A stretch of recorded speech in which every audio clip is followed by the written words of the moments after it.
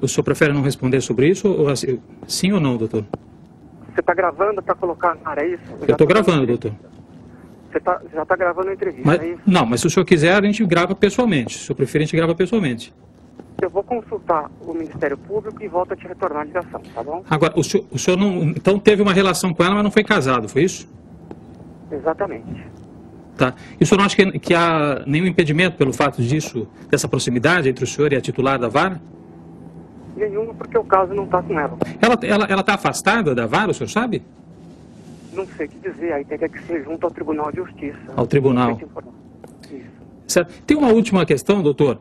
Em 2003, o senhor até teve um afastamento temporário das funções em função daquela entrevista com o Fernandinho Beiramar, exibida pela TV Globo, né? Como é que foi aquilo lá, doutor? Quer dizer, existia uma proximidade entre o senhor e a TV Globo? Aquele evento já foi analisado, inclusive pelo Ministério Público, e nada foi concluído no sentido contrário à minha conduta, ou de quem quer que seja no Ministério Público. Por óbvio, isso daí é uma retaliação ao trabalho que vem sendo feito pelo GAECO.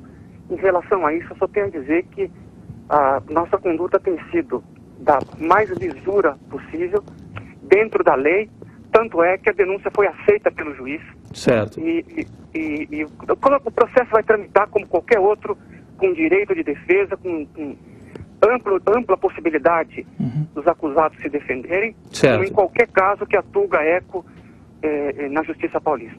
É que naquela oportunidade, doutor, aquela entrevista, quer dizer, na verdade foi uma entrevista gravada pelos promotores, né, pelo senhor e o colega do senhor. Aquele caso já foi analisado, inclusive pelo Ministério Público, tá? E nada foi concluído no sentido contrário às nossas condutas, à lisura do trabalho que foi feito. Não, a lisura, mas como é que isso foi parar na mão justamente da TV Globo, naquela época? Olha, em relação a isso, eu já disse tudo que eu tinha para dizer. A suspeita sobre a conduta do promotor causa preocupação entre os especialistas em direito. Eu acho que todo tipo de parceria ela é prejudicial à apuração do fato. Porque, primeiro, você acaba já julgando, fazendo um pré-julgamento, quando leva a denúncia, antes mesmo de ser recebida para o juiz, para a imprensa. Que foi o que está acontecendo nesse caso. Apenas foi oferecida a denúncia, o juiz recebeu. Pelo que eu sei, os advogados do pastor Edir Macedo ainda não se manifestou na defesa preliminar e já foi divulgado. Então isso acaba criando um pré-julgamento para a população.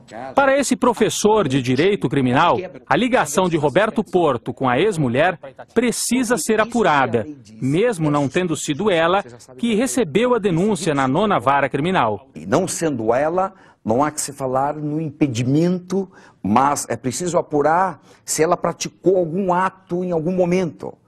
Antes, porque se praticou, claro que foi praticado um ato por um juiz impedido e o juiz impedido gera a nulidade do ato. Isso tem que ser investigado. Não há dúvida nenhuma. Juristas e advogados dizem que manobras desse tipo são comuns ao longo dos processos. Para garantir isenção nos julgamentos, os juízes são escolhidos através de sorteio eletrônico. Isso na teoria, explica o professor. É uma distribuição pública pelo computador e então se sabe para qual vara vai aquele assunto. Assim se faz normalmente, assim inclusive esse é um ato público. No final da tarde, você pode acompanhar para onde vai determinado assunto. Todos estão ali, sorteia e se descobre qual é o juiz competente. Isso sempre acontece assim? Sempre acontece assim. Vez por outra, há notícias de que isso se quebra. Mas aí é uma ilegalidade. Se quebra como? De que maneira seria isso? Seria uma distribuição orientada. Ela acaba não entrando no sistema global, normal, comum, do sorteio. Noticia-se isso. Porém, isso é uma ilegalidade. Se isso acontece, a Corregedoria e a polícia têm que apurar e descobrir responsabilidades para que não se repita esse ato. Nós procuramos a Corregedoria do Ministério Público. O corregedor em exercício, Fernando José Marques, disse que não daria entrevista, mas enviou esta nota por e-mail. A atuação dos membros do Ministério Público é analisada somente em procedimento próprio, que pode ser iniciado a partir de representação formulada por qualquer cidadão ou entidade interessada. Nós também procuramos o Tribunal de Justiça de São Paulo, para saber se a juíza Patrícia Álvares Cruz entrou mesmo de licença e quais os motivos. Também perguntamos como os processos são distribuídos. A assessoria de imprensa informou que não seria possível apurar essas informações por ser final de semana. Para especialistas, uma estreita ligação afetiva entre promotor e juíza pode anular o processo. É o que afirma o ex-presidente do Superior Tribunal de Justiça. Em princípio, há uma suspeição, mas isso deve ser arguído no tempo devido. A suspeição anula o feito. O professor de Direito Criminal diz mais. Isso cria algum impedimento? Cria impedimento.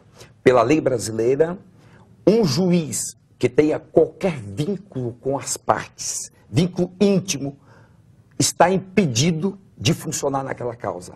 Portanto, se isso se comprovar, relacionamento entre juíza e promotor, claro que eles não podem funcionar no mesmo processo nunca, sob pena de nulidade do ato.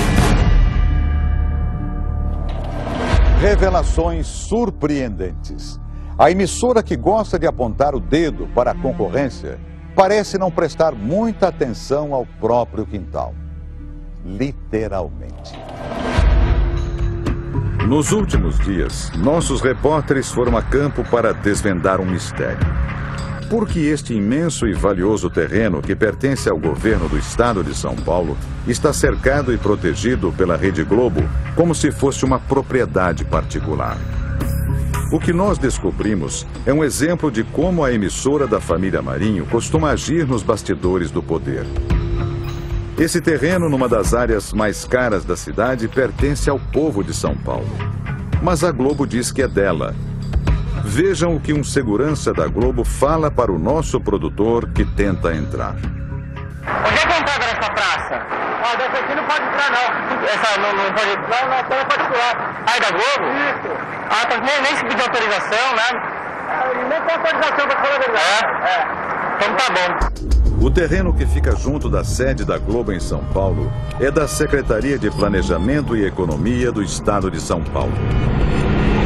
Em novembro de 2006, a Secretaria quis vender o terreno, recebido como doação do Departamento de Estradas de Rodagens, o DER.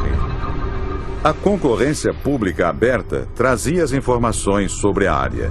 Metragem, quase 12 mil metros quadrados. Preço inicial, mais de 11 milhões e 400 mil reais. Mas ninguém sabe por que a concorrência parou. Há 11 anos o terreno foi incorporado ao patrimônio da Globo. A empresa dos irmãos Roberto Irineu Marinho, João Roberto Marinho e José Roberto Marinho não paga um centavo por isso.